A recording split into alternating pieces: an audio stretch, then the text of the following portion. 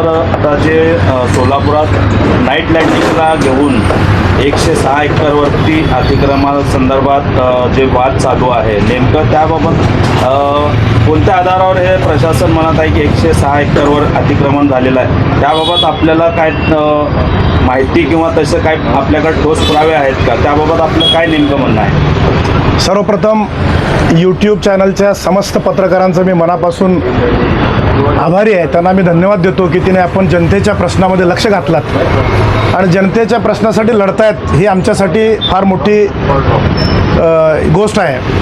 मात्र काही यूट्यूबचे देखील जे काही चॅनलचे पत्रकार आहेत त्यांच्याकडे कुठल्याही प्रकारचं ऑथेंटिक असं कागदपत्र किंवा कलेक्टरची कुठल्याही प्रकारची प्रोसिडिंग नसताना किंवा कुठल्याही प्रकारची प्रेस नोट नसताना काही बातम्या येत आहेत त्या कुठेतरी थांबल्या पाहिजेत. सर्वप्रथम मी आपल्याला सांगू इच्छितो की या जिल्ह्याचे पालकमंत्री जयकुमार गोरे यांनी नाईट लँडिंगचा जो विषय काढलेला आहे तो जीवन विमान प्राधिकरणाचा विषय हा शासनाचा विषय अंडर साबा विभाग येतो. महापालिकेचा याच्यामध्ये कुठल्याही प्रकारचा संबंध नाही, हे आपल्या पहिल्यांदा लक्षात असू द्या.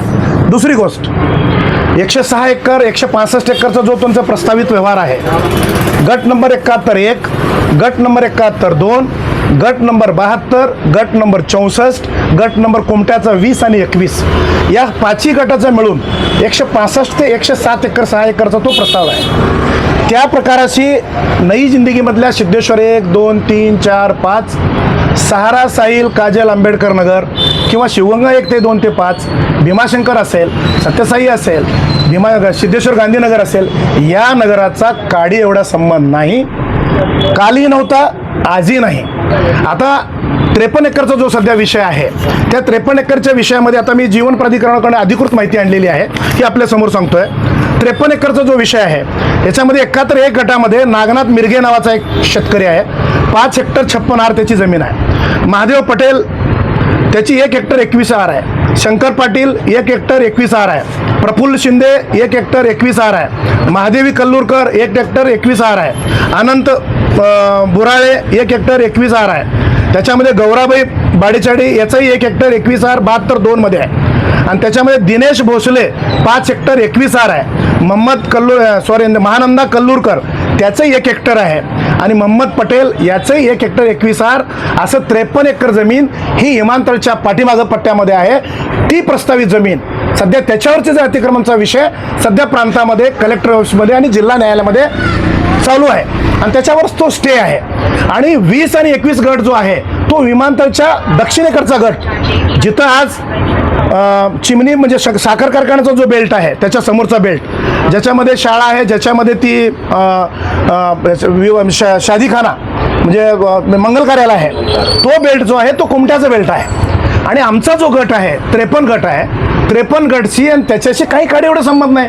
आमचे गोरगरीब लोकांना तुम्ही त्रास म्हणजे चुकीच्या बातम्या पसरल्यामुळं काही लोक आजारी पडलेत, काही लोकांना अटॅक येण्याचा प्रश्न आहे, म्हातारे लोक वयोवृद्ध लोक हे परेशान आहेत. तर चुकीच्या बातम्या जेणेकरून येऊ नये.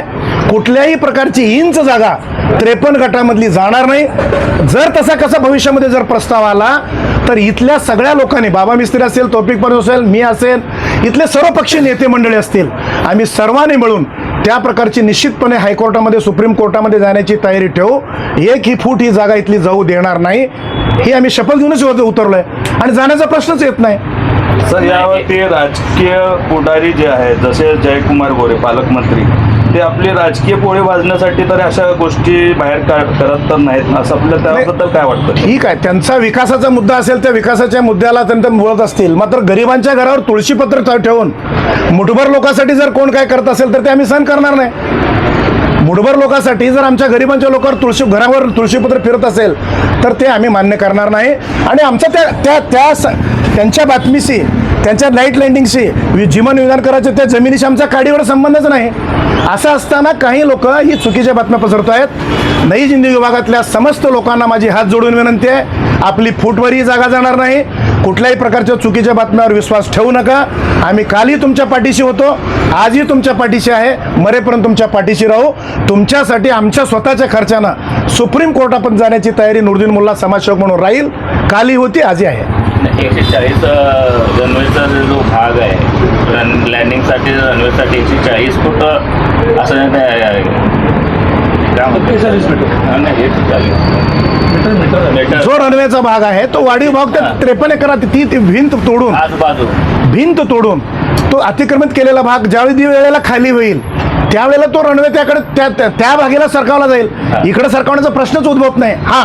फक्त या बेल्टमध्ये ज्याच्या बिल्डिंग 23 फुटापेक्षा जास्त आहेत अशा लोकांना फक्त तेवढा भाग 1-2 फूट जो आहे तो तोडावा लागेल. हे तुम्हालाही मान्य करावं लागेल, मलाही मान्य करावं लागेल. मात्र जागा आमची फूटभर जाणार नाही, जाणार नव्हती, पुढे जाऊ देणार नाही. हे आहे दक्षिण सोलापूर तालुक्यातील वळसंग. इतिहासाची समृद्ध परंपरा आणि उज्ज्वल भविष्याची नवी दिशा. प्रगतशील आणि वेगाने विकसित होणारे गाव वळसंग. कुरनूर धरणाच्या सानिध्यात निसर्गरम्य वातावरणात वसलेले वळसंग. सोलापूर पासून फक्त 12 ते 15 मिनिटे, अक्कलकोट पासून फक्त 12 ते 15 मिनिटे आणि रेनगर पासून केवळ 7 ते 8 मिनिटे अंतरावर सोलापूर अक्कलकोट महामार्गावरील उड्डाणपूल आणि वेगवान महामार्गाच्या थेट संपर्कात असलेले वळसंग.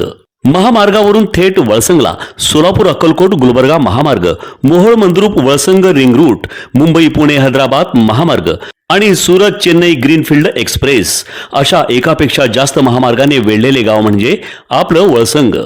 वळसंग हे आता महाराष्ट्राच्या नकाशावर नव्या विकासाचे केंद्र बनले आहे. वळसंगमध्ये आहेत प्रसिद्ध मंदिरे, सोलार हब, टोलनाका, जवळच आहे कुरनूर धरणाचे ताजे पाणी आणि निसर्ग सौंदर्य आणि विविध ठिकाणी आकर्षक हॉटेल्स व ढाबे सुद्धा. प्रवासात थकलेल्या प्रवाशांसाठी स्वादिष्ट जेवण, आराम, ताजेतवाने आणि प्रदूषणमुक्त वातावरण. वळसंग हे केवळ गाव नाही, एक उत्कृष्ट थांबा आहे, एक संधी आहे, एक भविष्य आहे. वळसंग ऐतिहासिक वारसा, आधुनिक कनेक्टिव्हिटी आणि उद्याच्या विकासाची हमी. सोलापूर जिल्ह्याचा अभिमान आणि महाराष्ट्राचा गौरव. वळसंग.